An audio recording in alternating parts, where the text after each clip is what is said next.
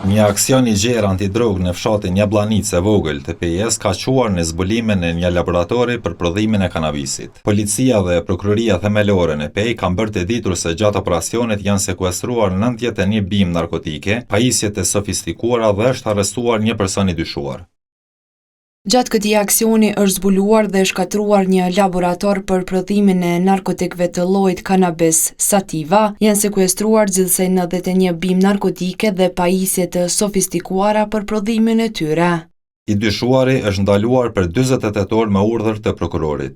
Policia ka arrestuar një person të dyshuar, i cili me urdhër të prokurorit të shtetit është ndaluar për 48 orë. Sipas autoriteteve, gjatë operacionit është konstatuar edhe kyçja ilegale në rrjetin elektrik që shërbente për funksionimin e pajisjeve brenda objektit.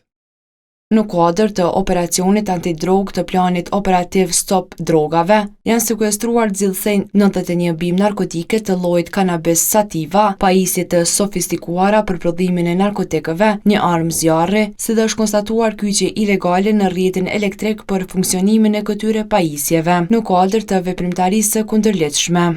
Pas bastjisjes, njësitë të përkatëse kanë asgjësuar bimet narkotike, ndërsa provat e tjera janë ruajtur për procedurën penale.